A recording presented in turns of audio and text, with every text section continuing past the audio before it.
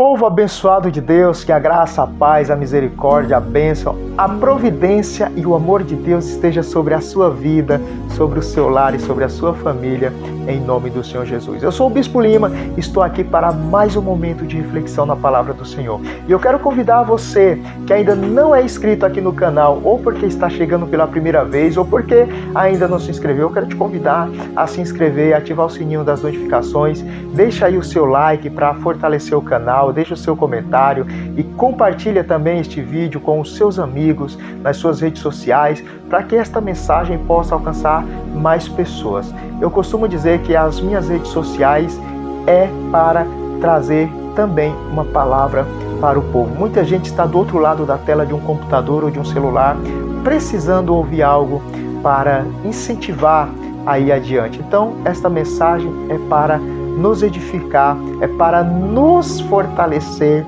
e para que nós possamos entender que Deus está cuidando de nós até nos momentos mais difíceis das nossas vidas. Amém, queridos? E é sobre isso que eu vou falar, sobre como Deus age para cumprir o chamado em nossas vidas. Muitas das vezes nós vamos passar por momentos difíceis, por provações, por deserto, mas eu quero dizer para você, o processo faz parte do propósito. Então vamos meditar um pouco na história de José, em nome de Jesus.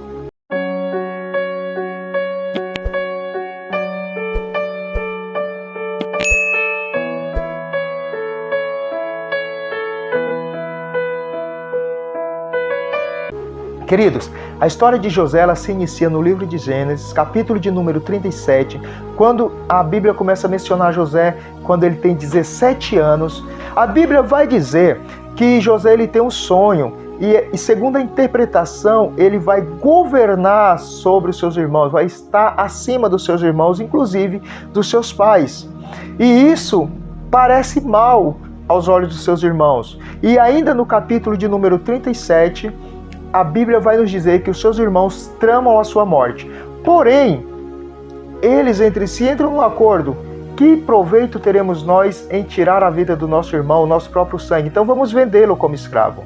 E aí eles vendem José como escravo e ele é levado ao Egito e lá ele é vendido para Potifar, o capitão da guarda de Faraó, que é casado com uma ismaelita. Imagina agora um hebreu, um descendente de Isaac, agora sendo escravo na casa de uma ismaelita. Imagina como deve ter sido esses dias de José. E aí no capítulo de número 39, a Bíblia vai nos dizer que a mulher de Potifar, ela começa a querer se deitar com José. Ela começa a, em outras palavras, dar em cima de José. E José sempre se desviando e falando, olha, tudo nesta casa o meu Senhor não sabe de nada que acontece. Tudo foi me dado o poder de fazer, mas apenas a senhora foi restrita. Tudo o meu Senhor entregou nas minhas mãos, mas somente da senhora ele me privou. Poderia eu pecar contra Deus? Então veja que José, depois de ter o seu sonho interrompido, aparentemente, ele agora, com a promessa, ele já era filho de Israel. Agora ele tinha uma promessa, porque o sonho dele nada mais foi do que uma promessa, de ser grande, de governar, de ser o escolhido entre os seus irmãos mais velhos, ele sendo o mais novo. Ele agora é escravo e agora tem um grande problema, que é a mulher do seu senhor querendo se deitar com ele. É praticamente uma sentença de morte para a vida de José, mas ele resiste. E a Bíblia diz que em um determinado dia, um determinado momento, ela tenta agarrar José e forçá-lo a se deitar com ele. Só que ele resiste e corre, porém a sua capa fica nas mãos da mulher de Potifar, que imediatamente grita e fala tudo ao contrário, que ele que tentou violentá-la, que ele que tentou se deitar com ela. E aí o seu senhor chega e manda prender José. E aí no capítulo de número 40, a Bíblia vai dizer que 2 funcionários do reino, o copeiro Mor e o padeiro Mor, são jogados no cárcere. E aí eles vão ter um sonho, cada um sonho diferente, e José vai interpretar os seus sonhos. aonde um seria enforcado e o outro seria restaurado ao seu cargo. E ele diz para o que teria o seu cargo restaurado: olha, não te esqueças de falar de mim quando estiver novamente servindo o rei. Só que a Bíblia vai nos dizer no capítulo de número 41 que apenas depois de 2 anos José é lembrado quando o faraó tem um sonho perturbador e ninguém consegue interpretar os seus sonhos. Então aquele funcionário do rei que outrora esteve na prisão e teve o seu sonho interpretado por José, e que aconteceu assim como José falou, ele lembra-se de José e fala: olha, aconteceu isso, isso e isso quando eu estava no cárcere. E este homem interpretou os sonhos e tudo quanto ele falou aconteceu. E aí José é chamado pelo rei para se apresentar diante do rei. Veja que no capítulo de número 41, ele é chamado depois de 2 anos. E aí a Bíblia diz que José estava com 30 anos. Lembra que eu falei para você memorizar a idade de José? No capítulo de número 37, verso de número 2, 17 anos. Veja que depois de 13 anos, ele foi escravo e foi prisioneiro, e só depois de 13 anos ele é chamado para estar diante do rei.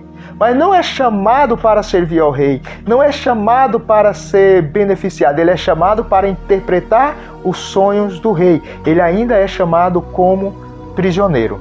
Só que quando ele interpreta os sonhos do rei, e ele fala para o rei tudo o que vai acontecer e o que o rei tem que fazer, o rei fala: olha, não há homem mais preparado do que este para estar de frente ou estar no comando do Egito, está governando o Egito para fazer conforme tudo ele tem falado. E aí a partir do verso de número 37, começa agora José a ser colocado como governador do Egito. Porém, passado esses 13 anos, ele é levantado como governador, mas ainda não tem o seu sonho realizado. Ainda não está sendo cumprida a promessa. Porque no seu sonho, ele governava. Os seus irmãos se prostravam diante dele.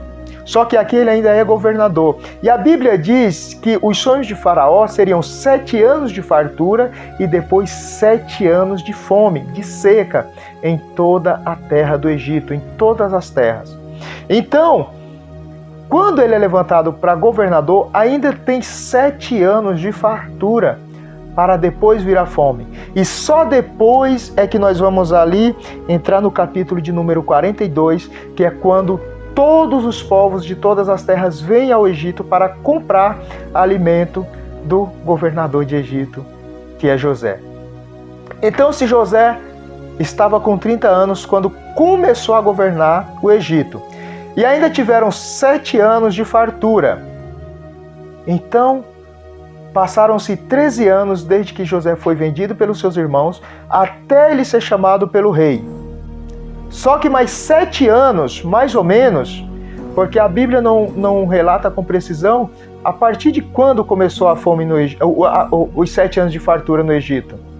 Então, mas vamos trabalhar com esses números. 17 anos de idade ele teve o sonho, 30 anos ele foi chamado, ficou 13 anos ali no processo de escravidão e prisioneiro, e mais 7 anos como governador, cuidando da fartura que estava tendo na terra.